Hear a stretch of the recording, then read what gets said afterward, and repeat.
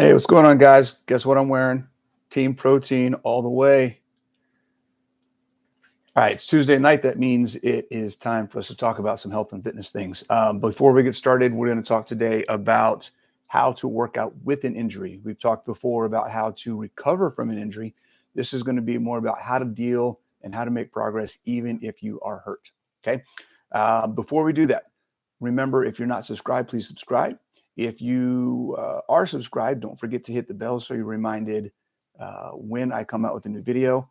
That volume is increasing if you haven't noticed.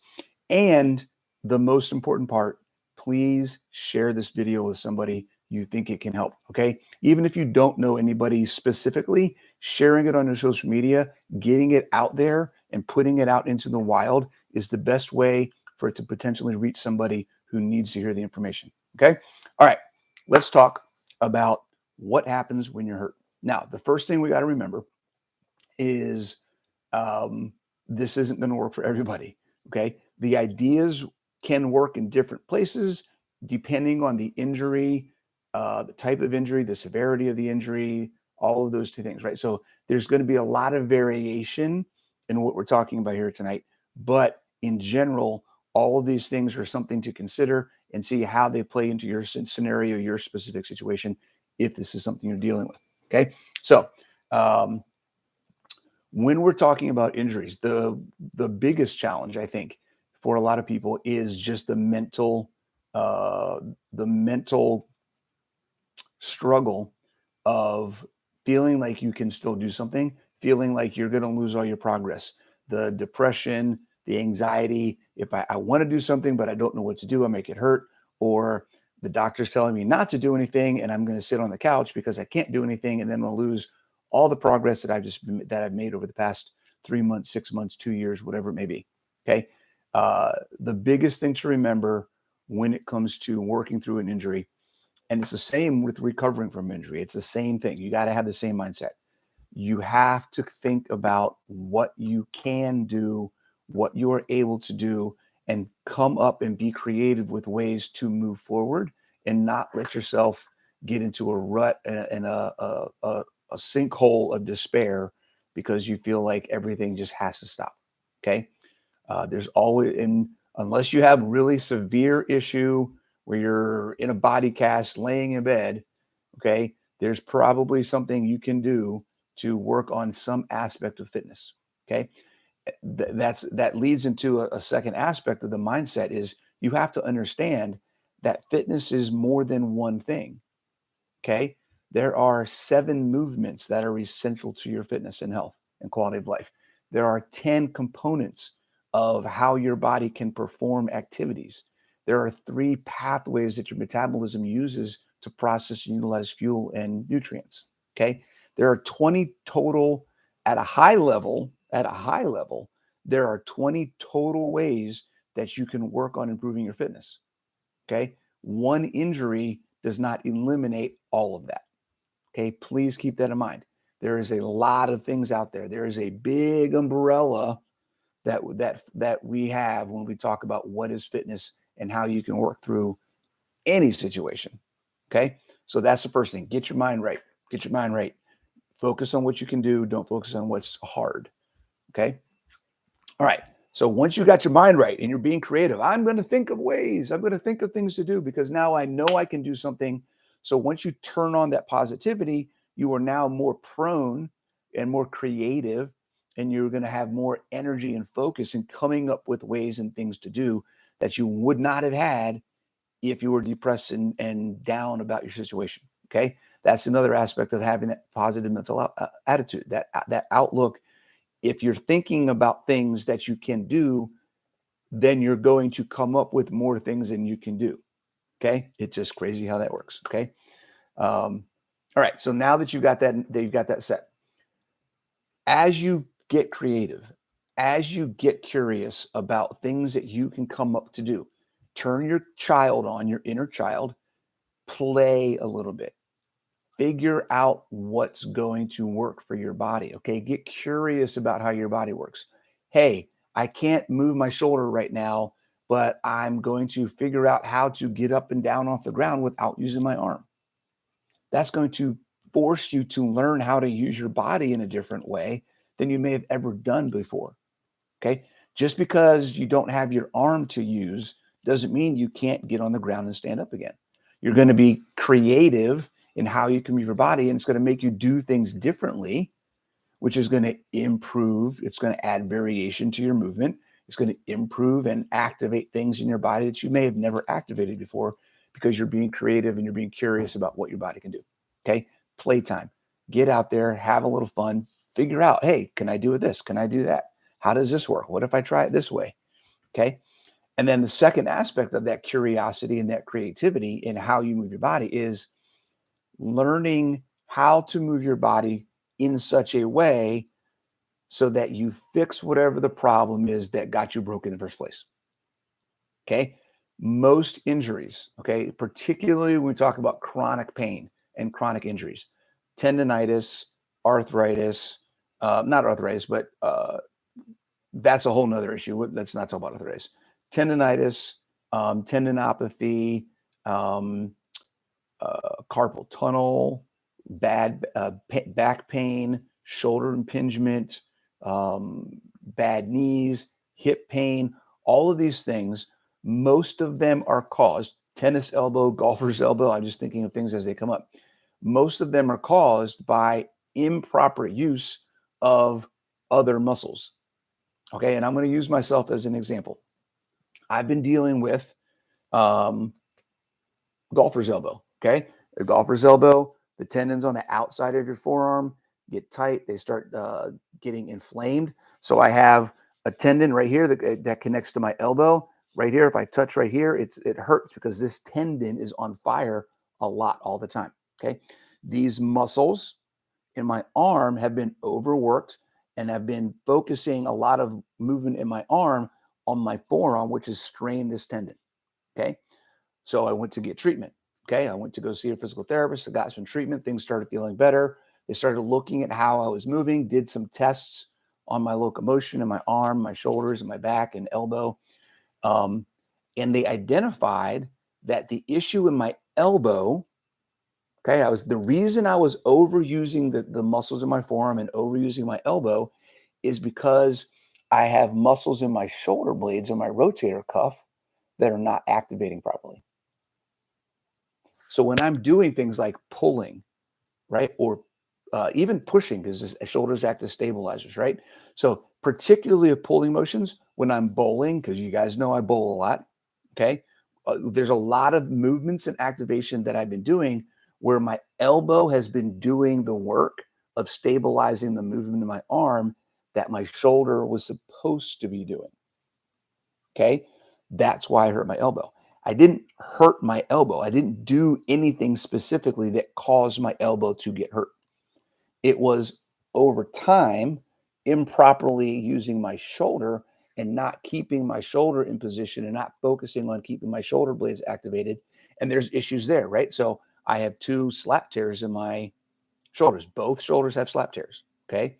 So I did, prior to this change in my workout routine, I used to do a lot of work overhead, snatches, jerks, dumbbell snatches. I used to do a lot of things up here. So I used to, when I was doing more CrossFit style exercise, I used to do a lot more work to keep my shoulders stable and supported and strong so that when I did overhead work, it didn't aggravate my slap tears. Okay. I've changed my routine. I'm getting into more of a bodybuilding style right now because I'm testing out some things. I'm learning about new ways to do things. Okay. So because of that, that focus on shoulder stability has dropped because now a lot of the work that I'm doing is more isolation work. I don't need full body engagement. I don't need as much shoulder stability to do the workouts. Now, I do need it, and I need that stability because when I do other things in functional movement, because I still am a human and I still do move functionally, I need to keep in mind now, because I'm not doing what I used to do, my routine's changed. I need to keep in mind now that my shoulder stability is still an important aspect of my life.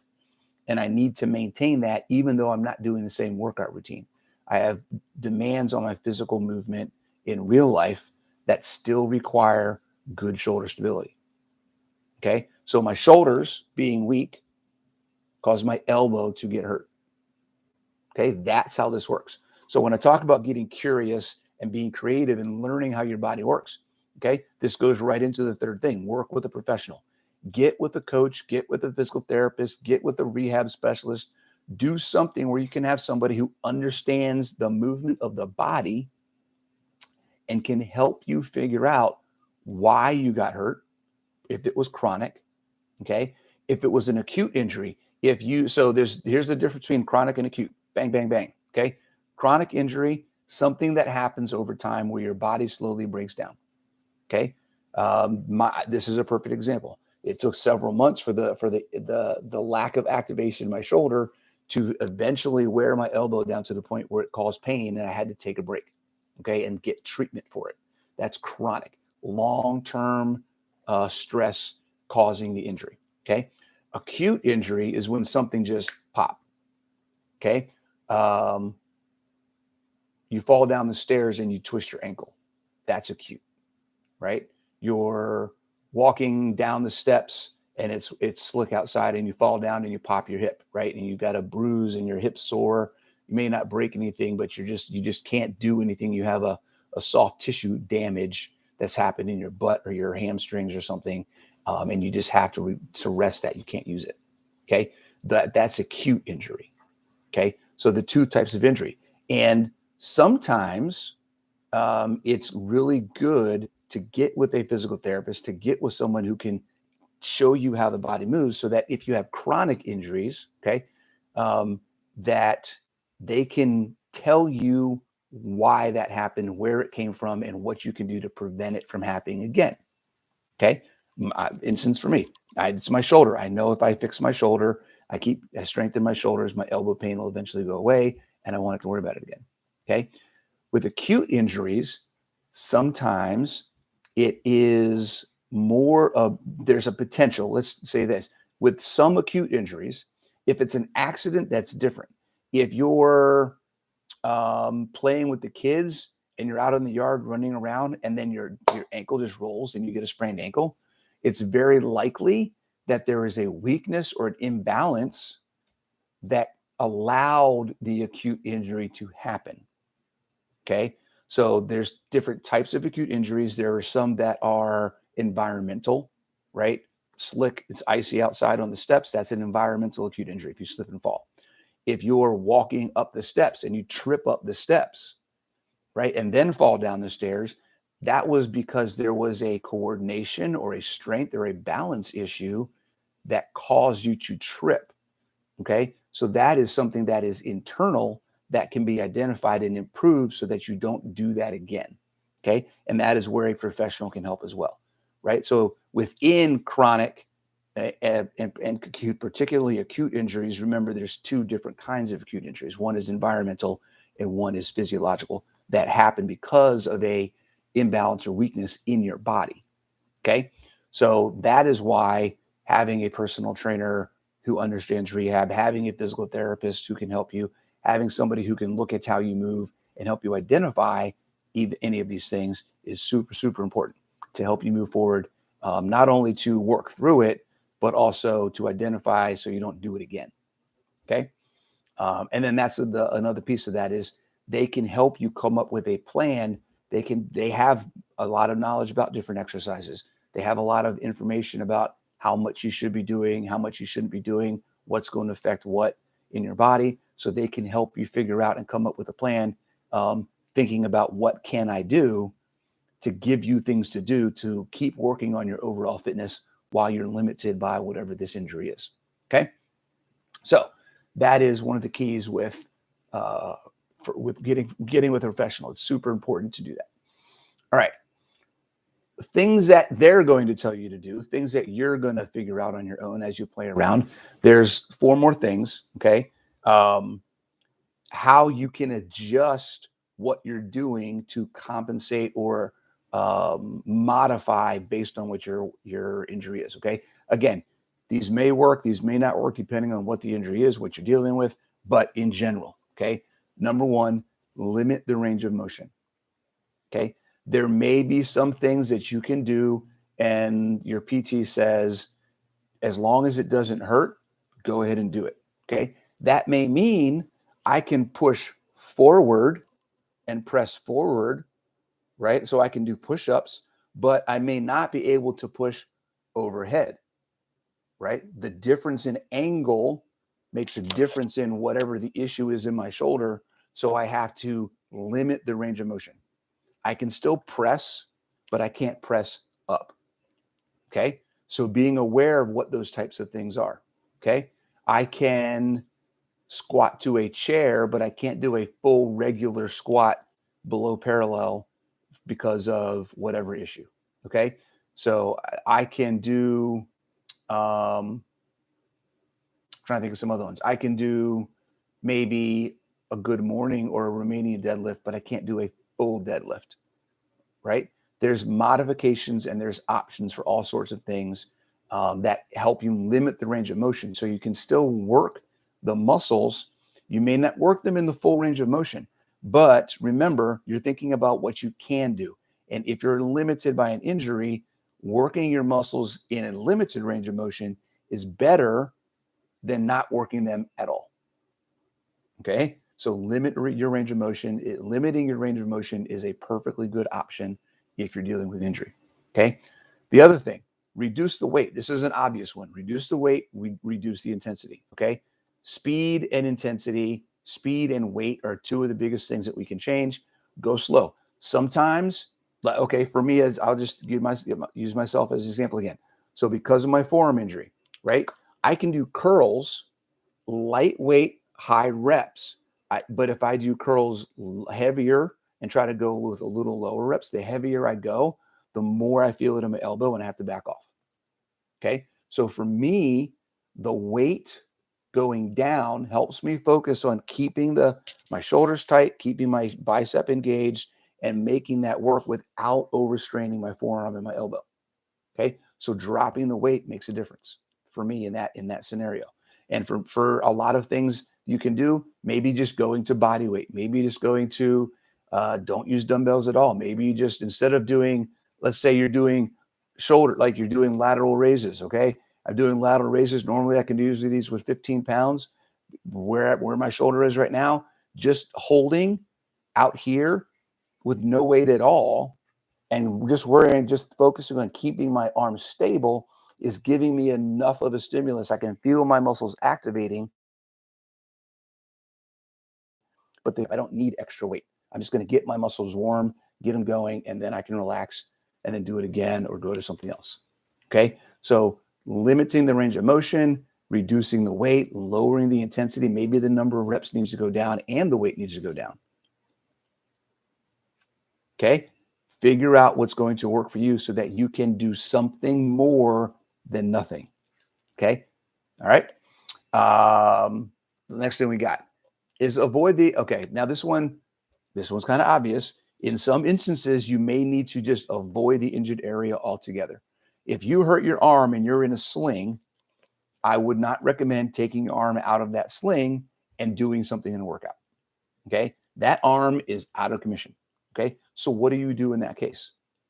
You've got another arm, two legs, a butt, abs. Okay. You've got plenty of other body parts to work. You've got balance that you can work. You've got coordination that you can work. Okay. You can still work on strength in your legs. You can still work on strength in the other arm. You can work on core strength. You can still do sit-ups. Okay. You can work on your metabolic conditioning. You can still do things, right? You can still ride a bike. You can still go for a jog. Well, maybe not for a jog. Maybe get on elliptical, right? No up and down if your arms needs to be still. So there's plenty of other options. Remember, when we talk about avoiding the injured area altogether, that the injured area, not everything. Okay. We talk about the umbrella of what is fitness, 20 different aspects of fitness that you can work on per part of the body, right? So if I have strength that I need to work on, I have chest strength, back strength, bicep strength, tricep strength, forearm strength, grip strength, leg strength, butt strength, ab strength, quad strength, calf strength. Okay. So every aspect, every component of fitness is per body part, if you want to look at it that way. Okay. If you have to break it down like that, then that's what you have to do. And that's what you need to do to be creative, to be positive, and think about things that you can do. Okay. And then the last thing we'll talk about is using aids or equipment. Okay. I forgot to bring it out here with me. I have a pad. It's called a CHO pad. I don't know why it's called a CHO pad, CHO. And basically, it's got a pressure pad that goes right. So this is where, right here, this is where it hurts, right? This is where the tendon connects to my bone. Okay. If I go forward just a little bit and I put the pad right here and I put it on tight enough where it doesn't cut off my circulation, but it still creates pressure, then what it does is it takes the pressure off of the actual insertion point and kind of acts as a secondary insertion point. So I can do activity and the tendon is more connected at this point than it is at this point, and it takes some of the strain off of this section of the tendon. So it doesn't hurt, and it gives it some rest and helps it stay, keep it from getting inflamed. Okay. So this is a piece of equipment that I'm using to help me continue to work out without making the injury worse.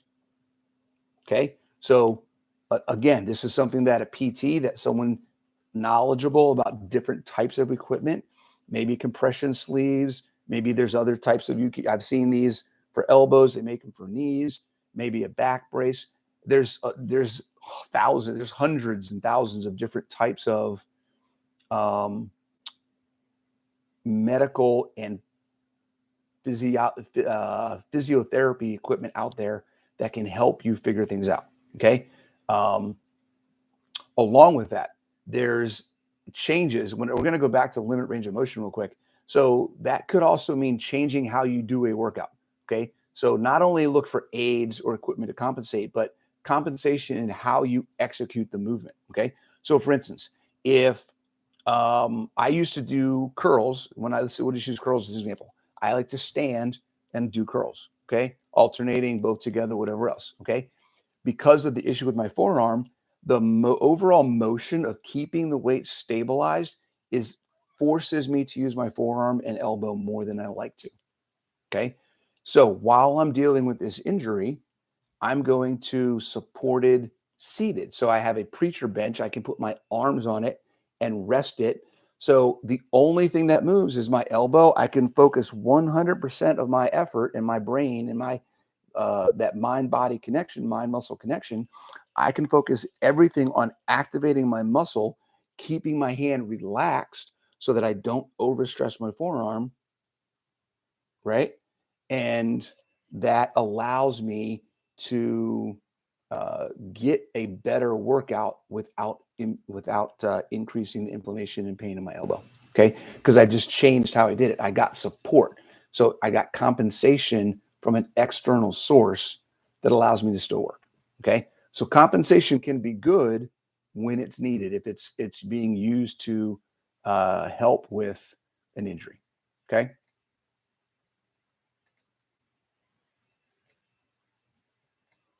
All right. All right, guys, that's what I got. So I hope some of that stuff was helpful. Okay. Just a quick recap.